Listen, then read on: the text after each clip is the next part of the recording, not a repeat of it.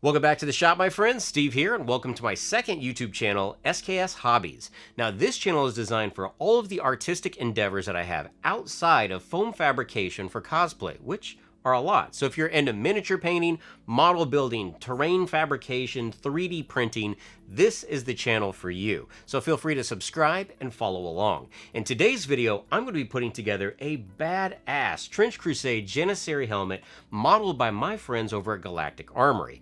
Actually, on their Patreon right now, they have multiple helmets available for a contest that they're going to be running, and I'll have a link down in the description to that. Now, of the helmets that are available, I'm not going to say that this is the easiest one, because I don't think it is. But I will say that I was really happy to take a 3D print and add onto it by adding details like gold leaf and cloth and real feathers, and all of these come together to make one amazing looking piece. So I want to show you what it takes to not only put this together, but to finish it off. Let's go ahead and get started. Galactic Armory has faithfully recreated the Janissary helmet from the concept art in the rulebook. And the nice thing about their Patreon files is that if you have a Bambu X1 Carbon, their prints are already split up across multiple plates. And for this build, I decided to go with just some standard gray PLA. Once I had all the individual parts printed out, I could take those up to the shop, and it's time to clean and refine.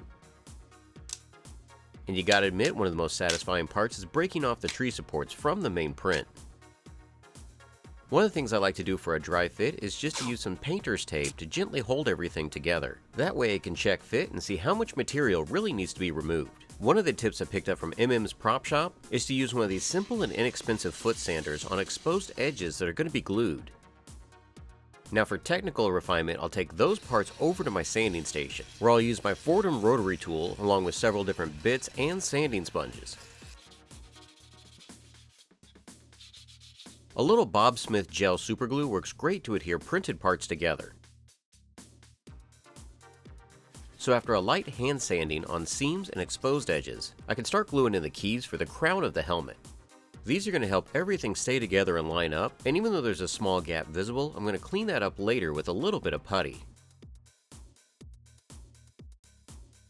After I go through the dry fitting and sanding process for final assembly, I like to use super glue on one side and then some accelerator on the opposite for a little bit better bond. This makes sure that these seams immediately set and I don't have any issue with the pieces sliding around.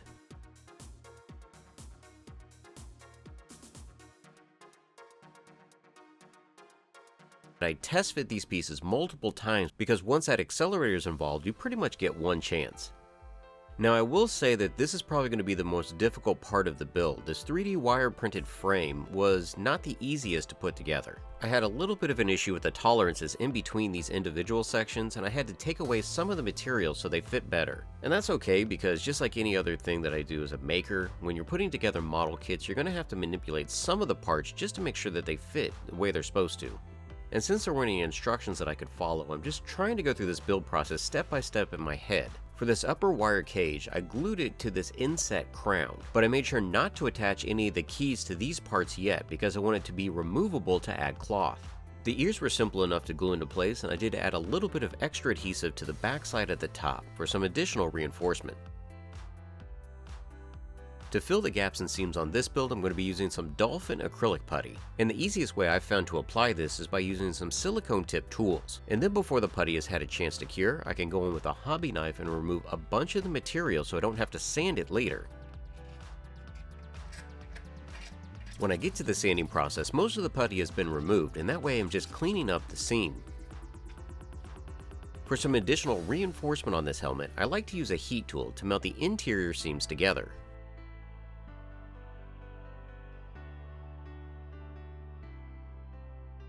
Now to prep the printed surface, I'm going to be doing some Rust-Oleum filler and some Krylon red oxide primer. I'm not going to go crazy with this process because I want some of the textures to remain. That way it's not super smooth, and when I add acrylics to this, it's going to grime it up and make it look a little more aged.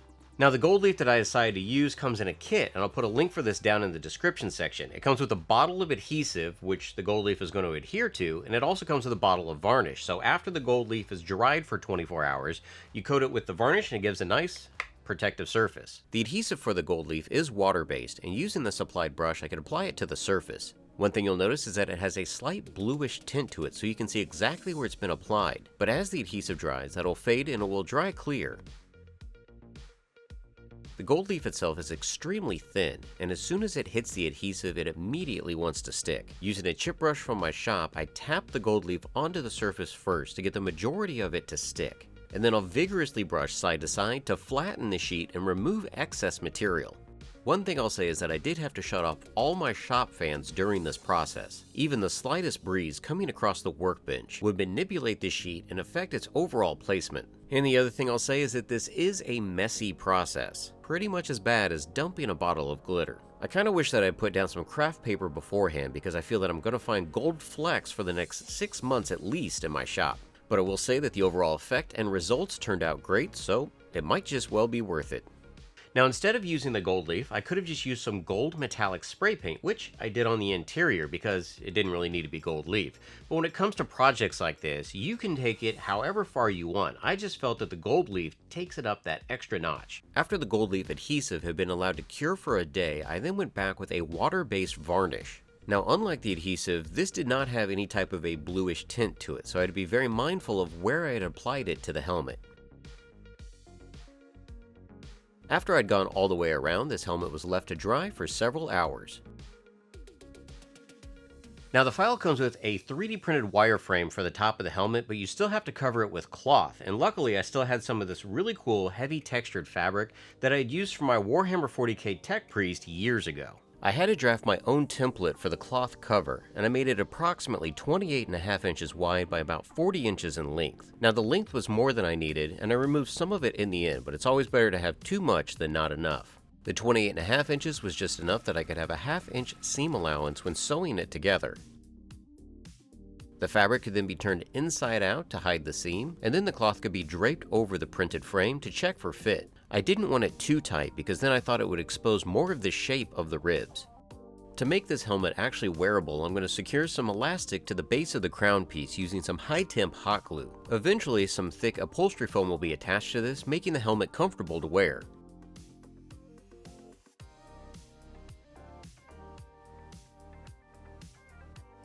The cloth covering can now be secured to the base of the frame using some more of that high-temp hot glue from Surebonder.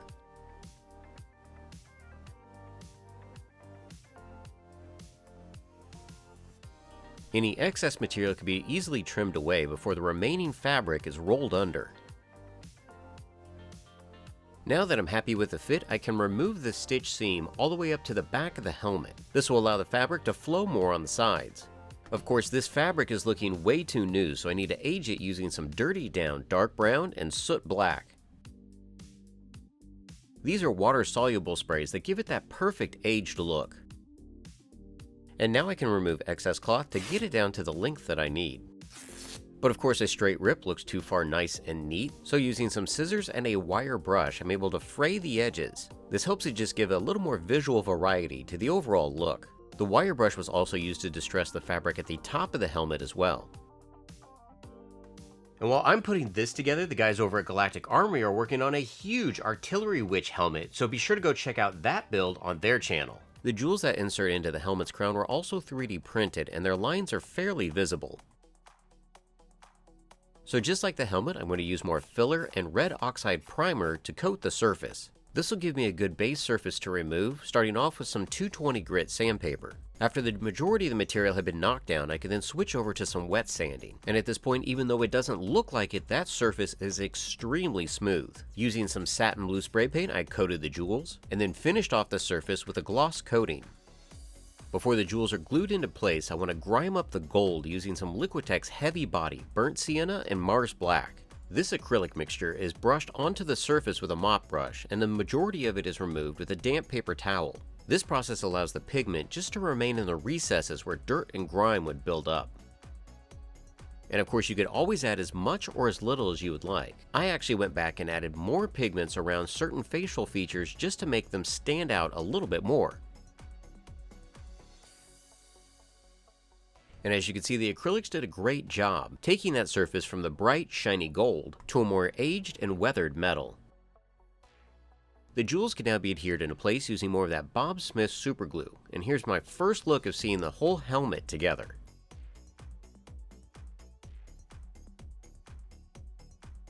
Since I had decided to use the gold leaf and cloth on this build, I wasn't really digging the 3D printed plume. Now, of course, you could use this, paint it up, and it'd be fine, but I decided to go with real feathers for this one. To weather the feathers, I'm going to be using a Galactic air compressor as well as their dual action airbrush. Now, the feathers themselves were a little too white, so I'm going to use some Monument Hobbies black primer along with a little bit of distilled water. I'm looking for the consistency of skim milk.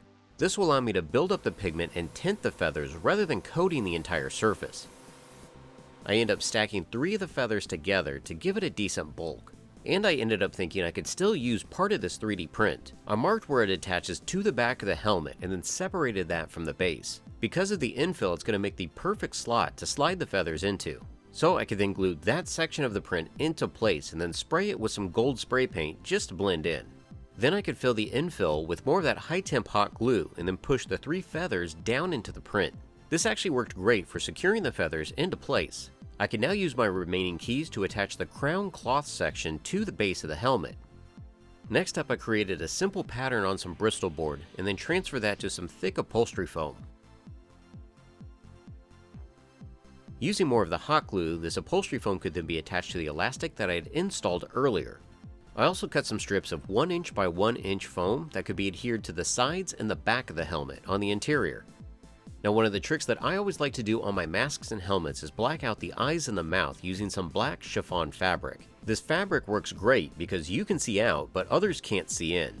And after the fabric had been cut to approximate size, I then use a low temp hot glue to glue it into place. That way I'm able to use my fingers to press the fabric into the hot glue. After the coverings for the eyes and the mouth had been installed, I could then go in with some small scissors and remove any additional material. And like most props and costumes, it doesn't matter what it looks like on the inside as long as the outside looks great.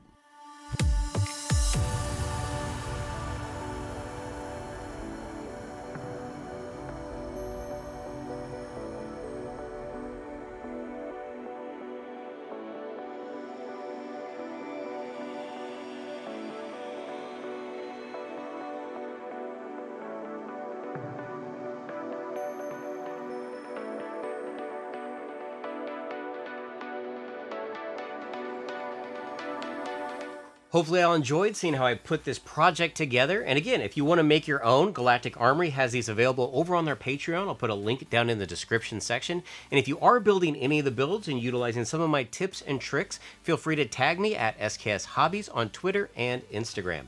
Until next time, have fun building.